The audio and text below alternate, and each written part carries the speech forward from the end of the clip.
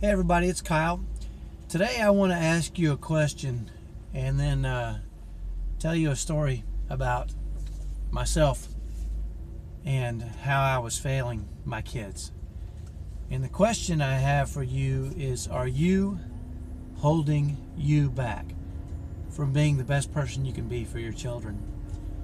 I'm amazed sometimes at all the different people I meet and some of the difficulties and the trials they've dealt with growing up, and kind of the way it's shaped and formed them and how they're able to overcome these things. And to me, that's pretty exciting when people can overcome things. But sometimes, and I'll take myself for instance, I don't even know sometimes how things have shaped me until they put me in a bad position. And I'll share with you a story from a few years back about how I kind of came to realize this. So, a few years back when my kids were little, I might have been considered a little bit meaner of a dad. And I'll explain, because where I grew up in a little bit of a tougher neighborhood called Dallas, in Dallas, Texas, there's an area called Oak Cliff where I grew up. And some would call it the hood, but I can tell you this, there was more violence than normal. And growing up, it didn't take you long to realize that violence, or the threat of violence, was a good way to influence people, because it was all around you and you saw the impact. And I didn't really understand how that affected me until I became an adult and had a couple of sons of my own, and realized I could get them to pretty much do whatever I wanted if there was the threat of a spanking. And I don't know that I'd call that violence, but I guess it is, because it made them do what I wanted them to do.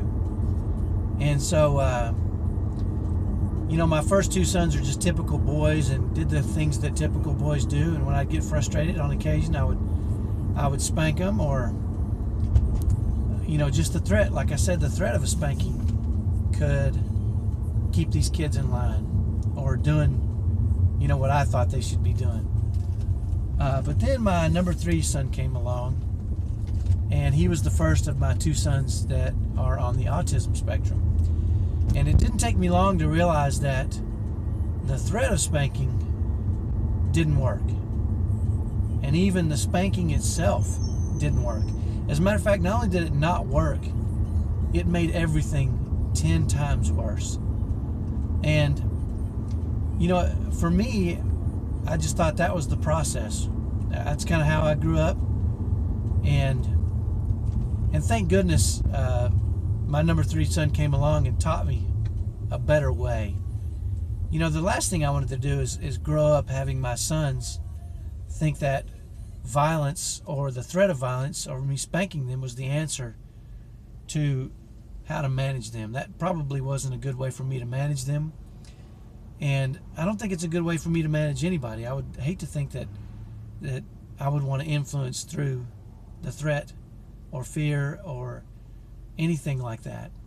And so, it kind of made me at the time start to really rethink that process. And not only rethink that process, but try to understand how I got there. How did I ever believe that spanking my kids and the threat of violence was the best way to manage them? I mean, generally when that's the way you manage your kids, and hopefully you don't, but if you do, there's a good chance that you'll pass that down to them, and they may think that's okay. And, at some point, and I've experienced this now, my 2 oldest sons are much bigger than I am. And imagining that I had used violence, or the threat of violence, or spanking them to influence them would make me kind of scared now, because they're a lot bigger and a lot stronger than I am. And certainly I wouldn't want them to do that to me now, because they could. And so I guess my point of my message today is this, is sometimes, and I think it's hard for us to do, but sometimes our past experiences have molded us and shaped us in a way that may not be what's best for our kids. And we have to figure out a way to identify those things that are holding us back from being our best selves for our kids. You know, I'm grateful that I was able to discover that when my kids were a lot younger, and I was able to change and rethink how I went about my business. But there's other areas that I haven't been, I guess, blessed with my kids kind of making that so vivid for me. And it's a hard thing to do, to look at your past and say, how has my past shaped me in a way that's not beneficial to me or my kids or my family, and to really make those adjustments, because I think a lot of it is subconscious. And so I'm going to challenge you today, and I challenge myself to this all the time, is what are some of the things I'm doing that may not be so productive for myself and my family, and where did I get the idea that that was okay? And if I can identify some past experiences, I can make a conscious decision to change and to try to become a better parent and husband and friend, and, you know, just a better all-around person for those that I have to work with and deal with, and those that I love. So my challenge for you today is this: